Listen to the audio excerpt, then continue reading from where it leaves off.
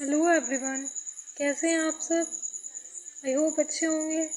आज की वीडियो को स्टार्ट करते हैं। इससे जो प्रीवियस वीडियो थी उसमें हमने किंगडम्स के बारे में स्टडी करा था। वैसे तो कई सारी चीज़ें हमने उसमें स्टडी करी, लेकिन उसमें हमने जो 5 किंगडम क्लासिफिकेशन है आर एच विटेकर की, 5 किंगडम सिस्टम ऑफ क्लासिफिकेशन है आर एच विटेकर का, उसमें से हम 4 किंगडम के बारे में स्टडी कर चुके हैं। जो 5th किंगडम है वो है किंगडम एनिमिलिया, और आज हम उसके बारे में स्टडी करेंगे। एनिमिलिया, जैसे कि आपने जब किंगडम प्लांटिया पढ़ा था तो उसमें हमने कुछ बेसिस पढ़े थे क्लासिफिकेशन की, किस किस तरीके से क्लासिफिकेशन करा जा सकता है, कौन कौन से ग्रुप्स होते हैं या फिर कौन कौन से फीचर्स होते हैं। ऐसे ही हमने सारे किंगडम्स पे पढ़ा, जैसे कि ऑटोट्रॉपिक होता है ऑर्गेनिज्म, या फिर हेटरोट्रॉपिक होता है, यूनिसेलुलर होता है या फिर मल्टी सेलुलर होता है, प्रोकैरियोटिक होता है या फिर यूकैरियोटिक होता है, ये सब पढ़ा था। अब बात करते हैं किंगडम एनिमिलिया के बेसिस ऑफ क्लासिफिकेशन की। फर्स्ट आता है सिमेट्री कैसी है किसी भी ऑर्गेनिज्म में। तो सिमेट्री 2 तरीके से में डिवाइड करी गई है, बाइलेटरल सिमेट्री और रेडियल सिमेट्री। बाइलेटरल सिमेट्री में तो क्या होता है, ऑर्गेनिज्म को 2 बराबर हिस्सों में बांटा जा सकता है। कोई मतलब ऑर्गेनिज्म की जो स्ट्रक्चर है वो इस तरीके से है कि उसे 2 हिस्सों में, राइट और लेफ्ट, 2 हाफ उसके किए जा सकते हैं, जो कि एक दूसरे के बिल्कुल इक्वल होंगे, आइडेंटिकल होंगे, और सिर्फ एक ही प्लेन से जिसमें जो डिवाइड करा जा सके, सिर्फ एक प्लेन से डिवाइड अगर करा जाए तो उसे बोलते हैं बाइलेटरल सिमेट्री। जैसे कि सपोज करो ऐसी कोई स्ट्रक्चर है इस तरीके की किसी ऑर्गेनिज्म की, तो अब देखिए इसे हम सिर्फ कहाँ से डिवाइड कर सकते हैं, इसे हम डिवाइड कर सकते हैं यहाँ से। ठीक है, ऐसा तो नहीं होगा ना, इसे हम यहाँ से डिवाइड नहीं कर सकते इस तरीके से, कुछ भी ऐसे। क्यों नहीं कर सकते? क्योंकि इसकी स्ट्रक्चर ही ऐसी है, इसकी जो सिमेट्री है वो सिर्फ राइट और लेफ्ट 2 हिस्सों में की जा सकती है। अब देखिए इसमें क्या है, इसमें यहाँ पे जो बाइलेटरल सिमेट्री है वो सिर्फ राइट और लेफ्ट 2 हाफ्स में हम उसे डिवाइड कर सकते हैं जो आइडेंटिकल होंगे, और एक सिंगल वर्टिकल प्लेन में हम उसे डिवाइड कर सकते हैं। रेडियल सिमेट्री आता है जब किसी ऑर्गेनिज्म को इक्वली डिवाइड करा जा सकता है किसी भी सेंट्रल पॉइंट से। जैसे कि आप यहाँ पे देख सकते हैं, कोई एक ऐसी स्ट्रक्चर का ऑर्गेनिज्म है, उसको हम अगर हम सेंटर मान के चले, और यहाँ पे तो हम इस सेंटर से उसे किसी भी प्लेन से डिवाइड कर सकते हैं और वो बराबर ही डिवाइड होगा। आई होप यहाँ तक आपको क्लियर हो गया होगा। रेडियल और बाइलेटरल सिमेट्री का कॉन्सेप्ट आपको अच्छे तरीके से समझ में आ गया होगा। अब नेक्स्ट आती है इसमें बेसिस ऑफ क्लासिफिकेशन में जर्म लेयर। जो जर्म लेयर है वो एक सबसे पहले तो जान लेते हैं जर्म लेयर क्या होती है।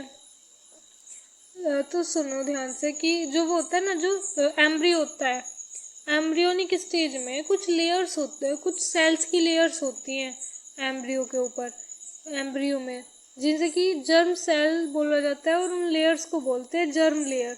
और ये ना 3 तरीके की सेल्स होती है, ये 3 तरीके की लेयर का फॉर्मेशन होता है, एक्टोडर्म, एंडोडर्म और मीजोडर्म। कौन कौन सी? एक्टोडर्म, एंडोडर्म और मीजोडर्म। एक्टोडर्म तो होती है आउटरमोस्ट लेयर, नाम से ही पता लग रहा है। और ये क्या फॉर्म करती है? Nails, hair, epidermis. एपिडर्मिस होती है स्किन की कवरिंग को बोल देते हैं एपिडर्मिस, या फिर आउटर जो लेयर होती है उसे एपिडर्मिस बोलते हैं। तो एक्टोडर्म बाहर के हिस्सों का फॉर्मेशन कर रही है, जैसे नेल्स, हेयर, एपिडर्मिस।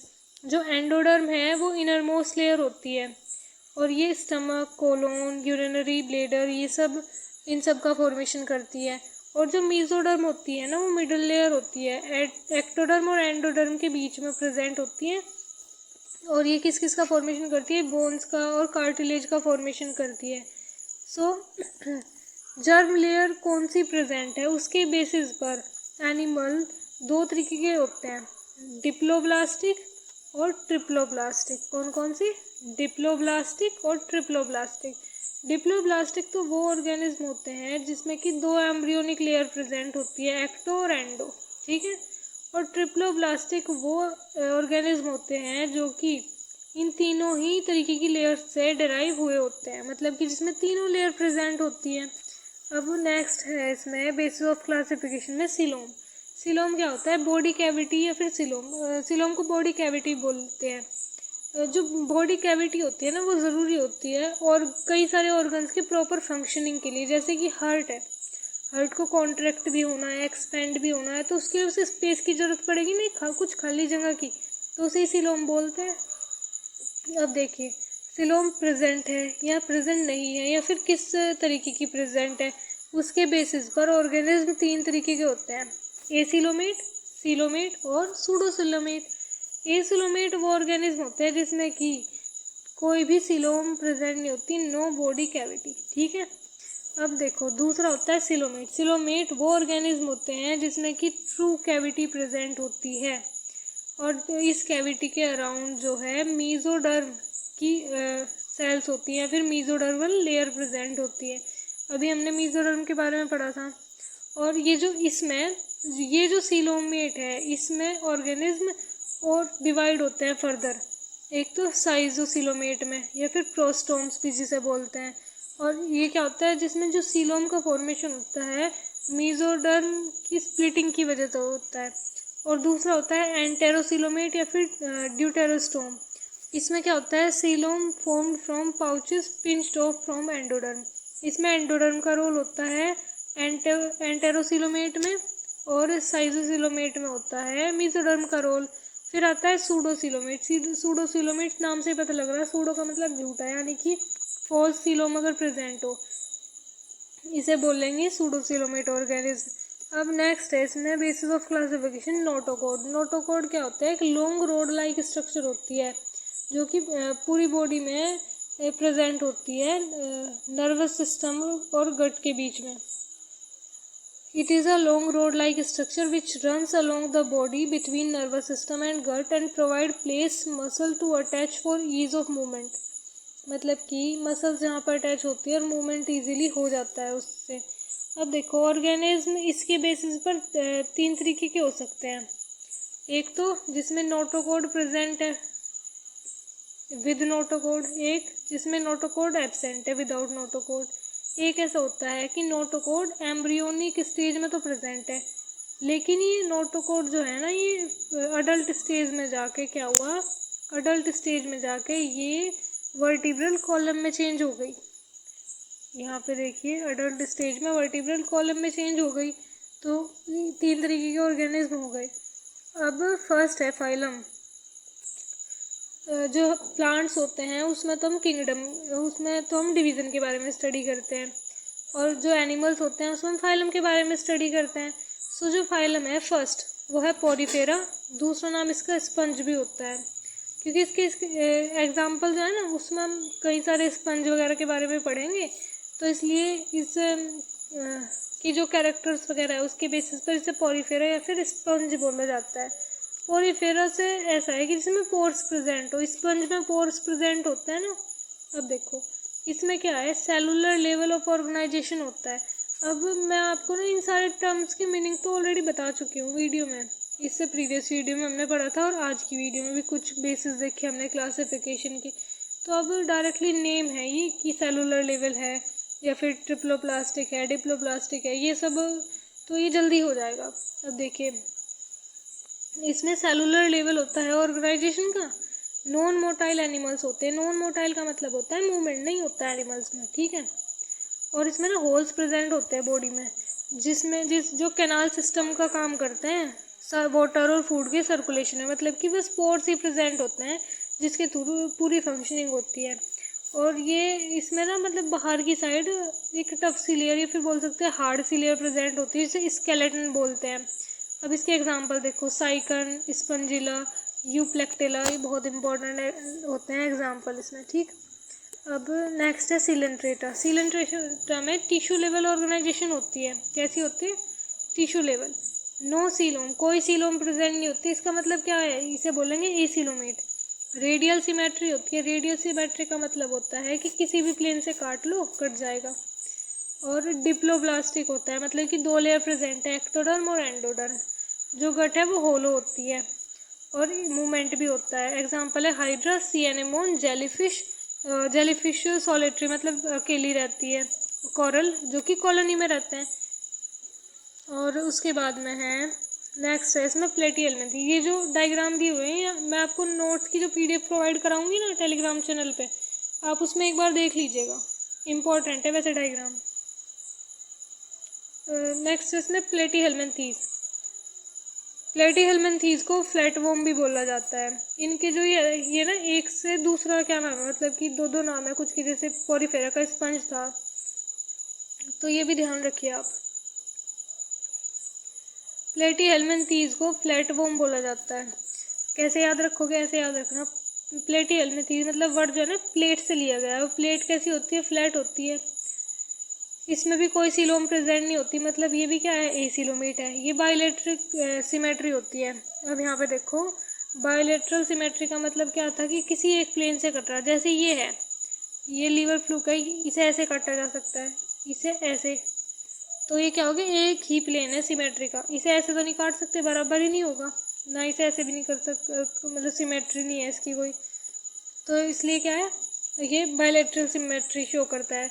ट्रिप्लोप्लास्टिक होता है, ये फ्री लिविंग भी हो सकता है और पैरासाइट भी हो सकता है। जो डाइजेस्टिव कैविटी है उसमें एक ही ओपनिंग प्रेजेंट होती है, इंजेक्शन के लिए भी और इजेक्शन के लिए भी, मतलब बॉडी के अंदर फूड को आने के लिए और बॉडी से बाहर फूड एक्सक्रीटरी सब्सटेंस निकलने के लिए, दोनों के लिए एक ही ओपनिंग प्रेजेंट होती है।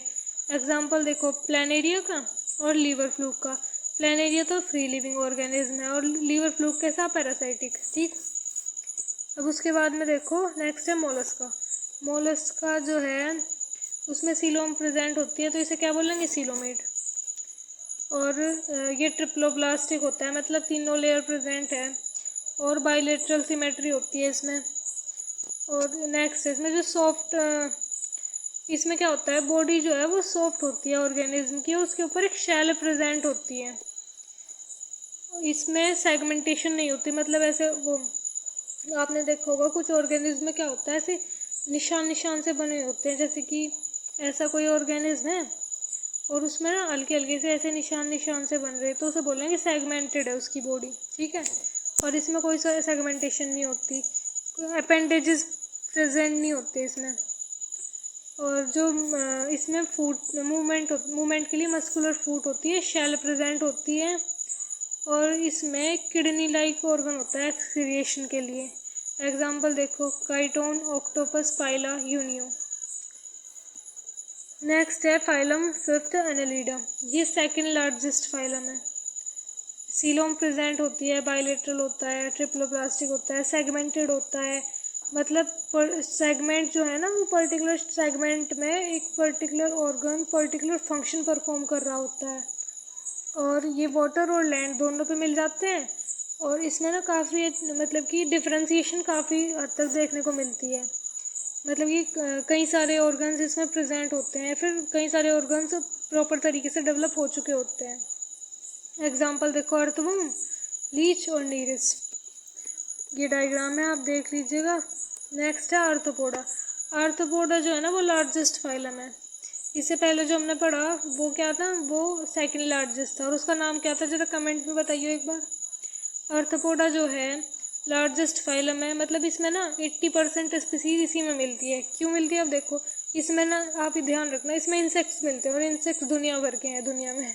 ठीक है, अब देखो ये सेकंड पॉइंट यही है कि इंसेक्ट्स के लिए जाना जाता है। सीलोम भी प्रेजेंट होती है, बाइलेटरल होता है, ट्रिप्लोप्लास्टिक होता है, सेगमेंटेड होता है, और कई बार ये सेगमेंट फ्यूज होते हैं, आपस में मिले हुए से होते हैं। और टफ एक्सोस्केलेटन होता है जो कि काइटिन का बना हुआ होता है। अब आप मुझे कमेंट में बताओ, अगर आपने मेरी इससे प्रीवियस वीडियो देखी है तो उसमें मैंने बताया था कि एक ऑर्गेनिज्म होता है जिसकी सेल वॉल जो है ना वो काइटिन की बनी हुई होती है। मतलब कोई सा किंगडम था जिसकी जो सेल वॉल थी वो काइटिन की बनी हुई होती है। अब ज़रा उसका सुंदर सा नाम आप कमेंट बॉक्स में लिख के बता दो, मैं एक बार मुझे पता लग जाएगा कि आप कितना पढ़ रहे हो। ठीक है, अब देखो, इसमें कई बार तो सेगमेंटेड होते हैं, कई बार फ्यूज होते हैं। और इसमें टफ एक्सोस्केलेटन होता है काइटिन का। इसमें जॉइंट अपेंडेजेस होते हैं फीट के, और एंटीना भी प्रेजेंट होता है। सेंसरी ऑर्गन होता है ये, ठीक है। एग्जाम्पल देखो, prawn, scorpion, cockroach, house fly, butterfly, spider, सारी फ्लाई, कोई सी भी, मतलब इतनी सारी मकड़ियाँ देखते हो आप, और इतना कुछ है ना, जितना भी इंसेक्ट्स में हम देखते हैं वो सब इसके अंदर आता है। सबसे खतरनाक तो यही है। अच्छा, उसके बाद में देखो इकाइनोडर्मेटा। इकाइनोडर्मेटा में स्पाइनी स्किन होती है। स्पाइनी का मतलब कांटेदार सी स्किन होती है, ठीक। और ये मैरीन होते हैं। मैरीन मतलब खारे पानी में रहते हैं। कोई नोटोकॉड प्रेजेंट नहीं होती। सीलोम प्रेजेंट होती है। बायलेटरल सिमेट्री होती है। ट्रिप्लोब्लास्टिक होता है। एंडोस्केलेटन में कैल्शियम कार्बोनेट का बना हुआ होता है। लोकोमोशन के लिए वाटर वेस्कुलर सिस्टम प्रेजेंट होता है। लोकोमोशन के लिए सिस्टम प्रेजेंट होता है, इसमें वाटर वेस्कुलर सिस्टम प्रेजेंट होता है।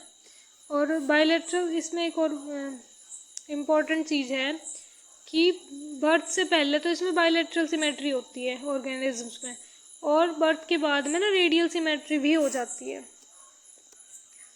अब देखो एग्जांपल है एंटीडोन, सी कक्यूम्बर, स्टारफिश, इकाइनस, ठीक है। अब उसके बाद में है हेमिकोर्डेटा। हेमिकोर्डेटा में क्या आता है, मैरीन एनिमल्स आते हैं, और ये सिलेंड्रिकल होता है स्ट्रक्चर में। बायलेटरल सिमेट्री होती है। ट्रिप्लोब्लास्टिक होता है। सीलोम प्रेजेंट होती है, और गिल्स होते हैं रेस्पिरेशन के लिए। एग्जाम्पल इसमें एक ही होता है, बहुत इंपॉर्टेंट एग्जाम्पल जो स्टडी करा जाता है, और वो है बेलेनोग्लोसस। इसका डायग्राम भी दे रखा है। नेक्स्ट है फिर कोर्डेटा। कोर्डेटा में बायलेटरल सिमेट्री होती है। सिमेट्री होती है बायलेटरल। ट्रिप्लोब्लास्टिक होता है। सीलोम भी प्रेजेंट होती है। नोटोकॉड भी प्रेजेंट होती है। गिल्स प्रेजेंट होते हैं कुछ फेजेस में लाइफ के। नर्व कॉड प्रेजेंट होती है, और पोस्ट एनल टेल प्रेजेंट होती है इस लाइफ की कुछ स्टेजेस में, जैसे कि ह्यूमंस में प्रेजेंट होती हैं एम्ब्रियोनिक स्टेज में। और इसे आगे ना फर्दर डिवाइड होता है दो पार्ट्स में, प्रोकॉर्डेटा और वर्टिब्रेटा। प्रोकॉर्डेटा में क्या होता है, जो नोटोकॉड है वो प्रेजेंट होती है लाइफ की कुछ स्टेज में। मैरीन होते हैं। एग्जाम्पल देखो, हर्डमानिया और एम्फियोक्सिस। और जो वर्टिब्रेटा है, वर्टिब्रेटा में जो नोटोकॉड है वो कन्वर्ट हो जाती है वर्टिब्रल कॉलम में अडल्ट्स में। और इसमें 3 तरीके का हार्ट होता है, 2 चैम्बर, 3 चैम्बर और 4 चैम्बर। और किडनी होती है एक्सक्रिएशन के लिए एक ऑर्गन। अपेंडेजेस पेयर में प्रेजेंट होते हैं, मतलब 2 हाथ 2 पैर इस तरीके से पेयर में होते हैं। अब एग्जांपल देखो, ह्यूमन में तो 4 चैम्बर हार्ट है, फ्रॉग में 3 चैम्बर हार्ट है, और फिशेस में 2 चैम्बर हार्ट है। वर्टिब्रेटा को 5 क्लासेस में डिवाइड करा गया, स्पीसीज, एम्फीबिया, रेप्टिलिया, एवीज और मैमीलिया। अब देखो इसमें, अब ये जो है ना वर्टिब्रेटा में किस किस तरीके से क्लासिफिकेशन होगी, तो ये ऑर्गेनिज्म या तो वार्म ब्लडेड होगा या फिर कोल्ड ब्लडेड होगा। तो जो वार्म ब्लडेड ऑर्गेनिज्म है वो क्या होता है कि वो अपनी जो बॉडी टेम्परेचर है उसे मेंटेन कर सकते हैं, जैसे कि human body temperature 37 degree centigrade है, और ह्यूमन जो है ना एक तरीके से बोल सकते हैं अपने बॉडी टेम्परेचर को एनवायरनमेंट के अकॉर्डिंग एडजस्ट कर लेता है। जैसे कि हम सर्दियों में भी रह सकते हैं, और हम सर्दियों में भी सर्वाइव कर सकते हैं, गर्मियों में भी सर्वाइव कर सकते हैं, बरसात के मौसम में भी सर्वाइव कर सकते हैं। फिर नेक्स्ट है cold blooded animal. Cold blooded animal ये है कि जो ऑर्गेनिज्म अपनी बॉडी टेम्परेचर को सराउंडिंग के टेम्परेचर के अकॉर्डिंग चेंज कर सके। हम तो मेंटेन करके रखते हैं, लेकिन ये तो चेंज कर लेते हैं, जैसे कि फ्रॉग वगैरह हो गया।